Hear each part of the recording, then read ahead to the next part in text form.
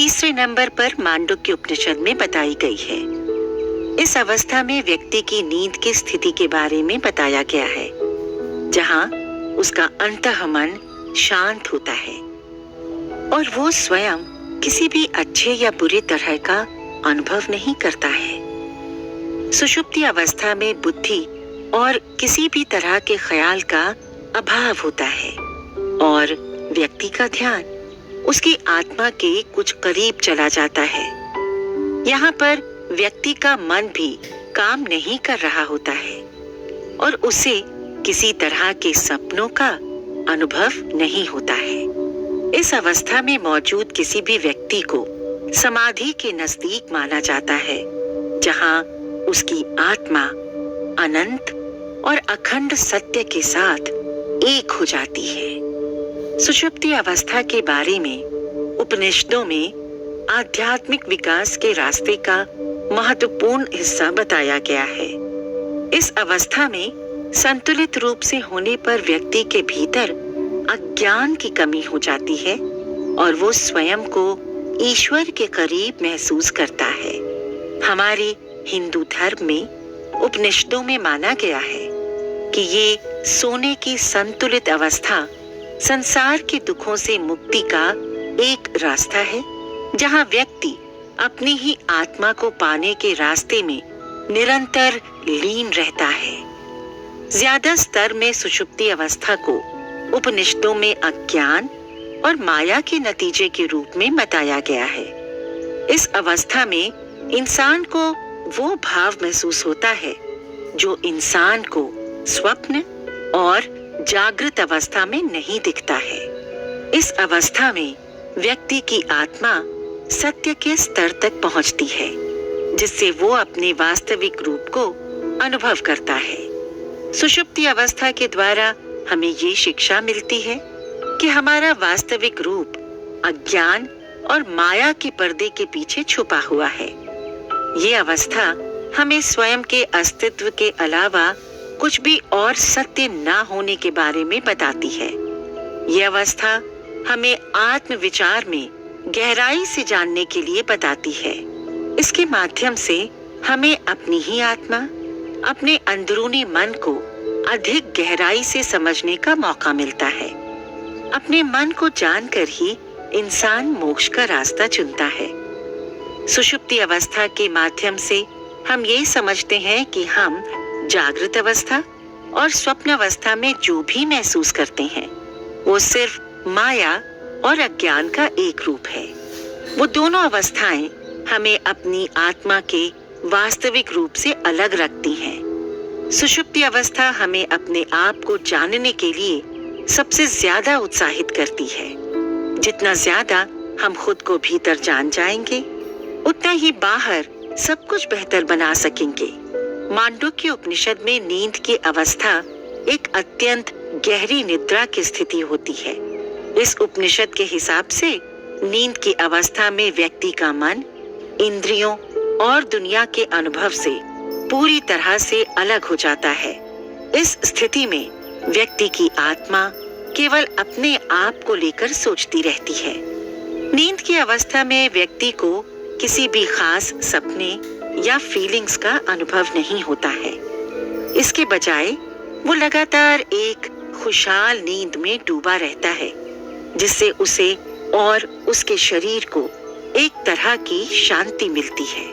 एक समय के बाद ये सुषुप्ति अवस्था ऐसी हो जाती है जिसमें इंसान की आत्मा का परमात्मा से भी मिलन हो जाता है। आखिरकार एक आस्तिक इंसान पूरे जीवन उस ईश्वर को पाने की राह पर ही तो चलता है। ईश्वर तक नहीं भी पहुंच पाए तो कम से कम अपनी आत्मा को तो बहुत बेहतर ढंग से जान ही जाएंगे। इस स्थिति में व्यक्ति का अस्तित्व सिर्फ उसकी आत्मा में ही डूबा होता है। हालांकि इस तरह की नींद को हासिल करना आसान नहीं होता। आजकल की इतनी भागदौड़ और चिंता भरी जिंदगी में सुकून की नींद आना भी बहुत कठिन है। सुकून की नींद से इंसान का मन शांत होता है और उसका दिमाग भी बहुत स्वस्थ रहता है।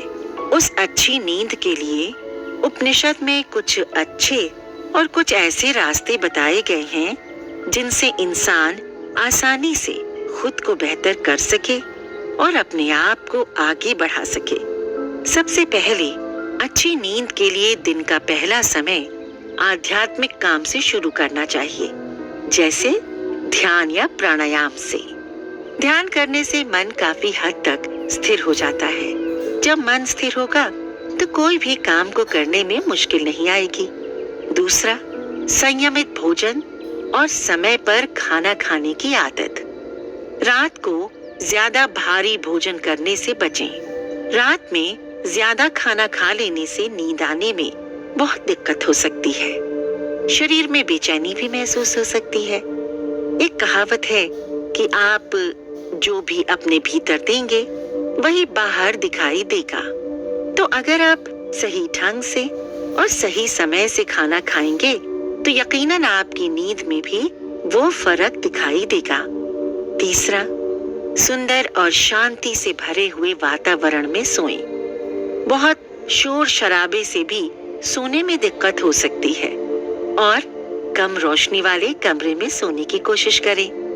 कई बार आंखों में तेज रोशनी पड़ने से नींद नहीं आती है। ज्यादा रोशनी रात में आंखों के लिए भी अच्छी नहीं होती है। चौथा, सोने से पहले मानसिक शांति और शांत चित्त बनाए रखने के लिए ध्यान का अभ्यास करें। लेटे हुए भी आप ध्यान कर सकते हैं। अपनी सांसों पर बस ध्यान देंगे तो यकीन मानिए कि कुछ देर में अपने आप आपको एक अच्छी नींद आ जाएगी। पांचवा, रोज व्यायाम करें। शरीर की सब दिक्कतें दूर होंगी। शरीर जब फिट होगा तो मन भी बेहतर महसूस करेगा।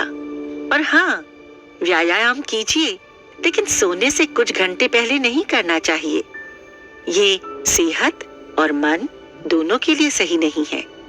अच्छी नींद के लिए आध्यात्मिक काम को बढ़ावा दें, जैसे कि कोई किताब पढ़ना या संगीत सुनना। ये दोनों ही चीजें मन को शांत करती हैं। मन शांत हो जाएगा तो नींद तुरंत आ जाएगी। उसके अलावा नींद लाने से पहले ध्यान या खुद के बारे में सोचने का अभ्यास करना चाहिए। ये मन की चंचलता को कम करता है और नींद को गहरा और आरामदायक बनाता है। नींद के लिए एक नियमित बेड टाइम होना चाहिए। जैसे अगर 11 बजे सोना है तो 11 ही बजे सोना है और उस टाइम का पालन करना चाहिए, ताकि आपके शरीर को नींद के समय की आदत बन जाए। रात की नींद से पहले चिंताओं और अफवाहों से दूर रहें। अधिक सोचने से नींद पर बुरा असर पड़ता है, इसलिए मन को शांत और स्थिर रखने की कोशिश करें। नींद के लिए एक स्थिर और अच्छे बिस्तर का उपयोग करें। ये आपके शरीर को सही आराम प्रदान करेगा और आपको सोने के दौरान आरामदायक महसूस कराएगा। और हाँ, सोने से पहले चाय या कॉफी का सेवन ना करें, क्योंकि इनमें कैफीन होता है और इससे आपकी नींद उड़ सकती है। इससे आपकी नींद प्रभावित हो सकती है। अपने दिन के कार्यों को समाप्त करने के लिए रात्रि के समय एक नियमित रूटीन का पालन करें। इससे दिमाग तथा शरीर शांति प्राप्त करते हैं और आपको अच्छी नींद आती है। रात में नींद के लिए एक अच्छी किताब का अध्ययन करें। आध्यात्मिक विषयों की पुस्तकें पढ़ने से मन शांत और शरीर नींद के लिए तैयार हो जाता है। ये सभी उपाय आपको रात में फ्रेश और स्ट्रेस से मुक्त होकर अच्छी नींद पाने में मदद कर सकते हैं।